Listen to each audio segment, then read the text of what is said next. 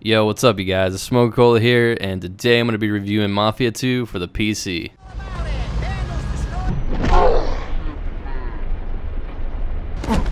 First I want to start off with the performance of this game. From when I first played it, it was amazing. I was getting 100 frames per second without any stuttering at all.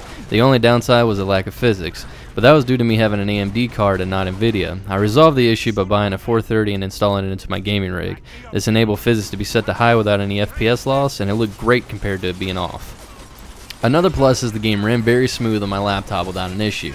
Although I had to turn physics off to keep the frames up, the G60VX held its own when scenes got heavy.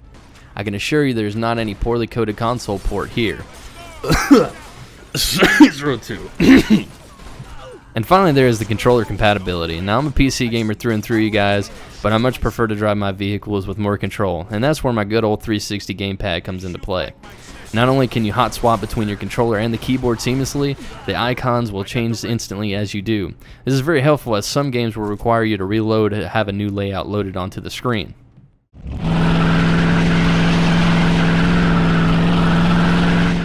Well, let's get on to the gameplay. I want to start off by talking about the driving mechanics of the game. Some people may dislike it, but personally I felt like Mafia 2 had the best driving out of any sandbox I've ever played.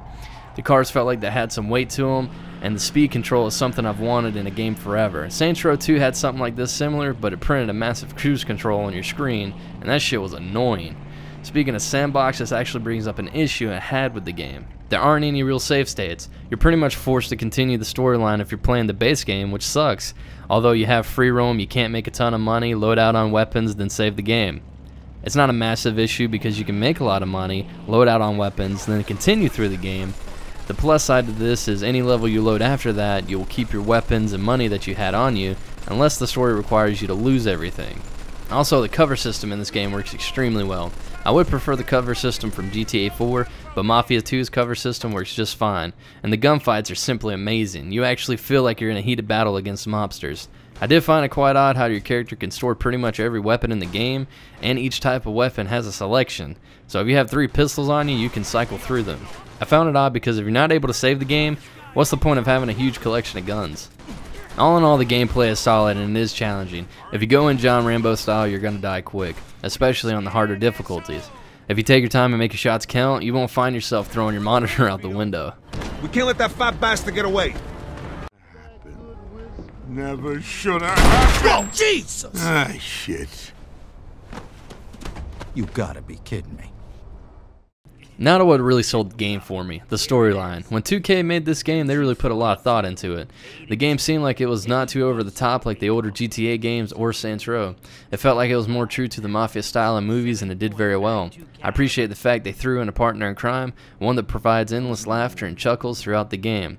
But it really disappointed me they didn't implement co-op story mode, considering how much potential this one had.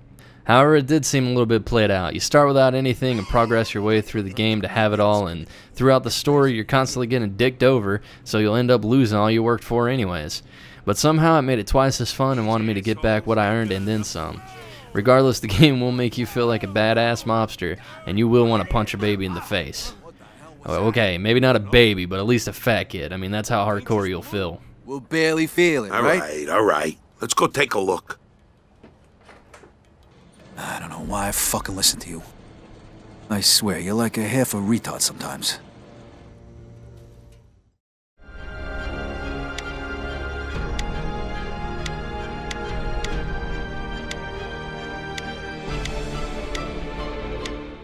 Overall, this game definitely delivers, but there are some downsides to it. First off, there should have been a co-op mode implemented into the game, or at least downloadable content allowing this feature. Secondly, I'm not sure how easy it was to get away from the police in this era, but with this game, it was extremely easy when it came to dealing with the cops. Your only major threat here were the other mobsters. I also did not like the fact that with the base game, you couldn't decide when you wanted to do a mission or properly save it.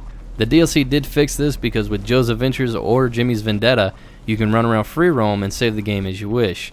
But this is something that should have came out of the box. With those negatives aside, I can't really complain too much about the game. The storyline was very interesting and kept me wanting to progress further into the game. And the characters made me feel like I was watching a movie anytime there was cutscenes to view. With a solid gameplay, great storyline, and no issues with the performance, I can't help but to give this game a 4 out of 5.